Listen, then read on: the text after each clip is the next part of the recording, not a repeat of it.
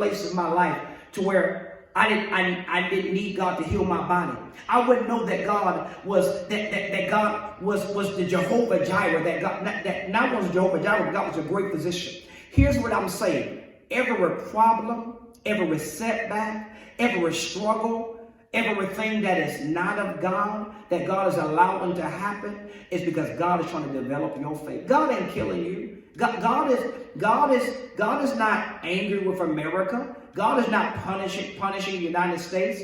God is allowing this because we have gotten away from the very thing that was our foundation. We have become a people that have become self-sufficient. We have become a people that can say stuff like, I don't have to go to church. The church is in my heart. I can worship God at my house. Well, God is proving to you, you see, if you were telling the truth, if you were lying. If you said that you can worship God in your house, it shouldn't bother you if churches are shutting down, because you can worship God in your house. If God is in you and the church is in you and we are the people of church, it shouldn't bother you whether you have church on a Saturday night, a Tuesday night, a Monday night. So here, what are you trying to say, PE? I'm trying to say God is only allowing the struggle, the burden, the setback to develop your faith.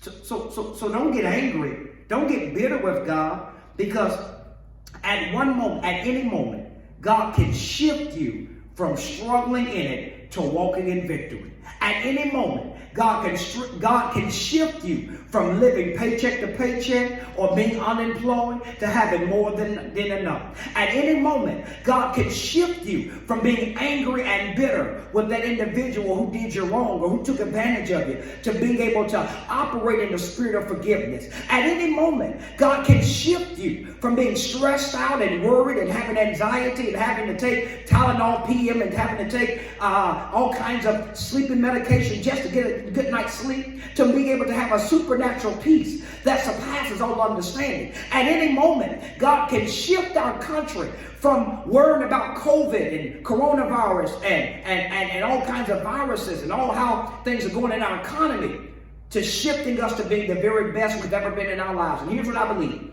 I really believe that when the dust settles, when this is all said and done, it's going to look like we didn't go through anything. When the dust settles, I know what people are saying. The economy is headed towards a recession. My faith is not in Wall Street. My faith is not in my 401k.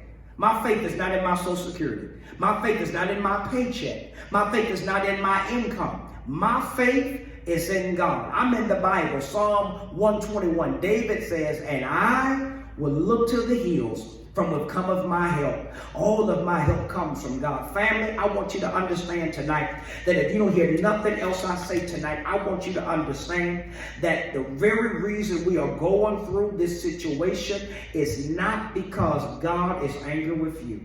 It's not because God is trying to punish you. God is allowing this to develop your faith, to develop your prayer life, to bring you closer, to get you back to the basics. I want to encourage those of you that's watching me tonight. I'm getting ready to pray for everybody, but I want to encourage you.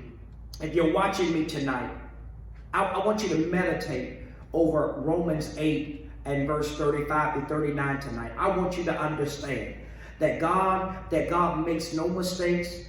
While many of us didn't see this coming, God saw it coming. And I'm a firm believer what Paul says in Romans 8 and 28.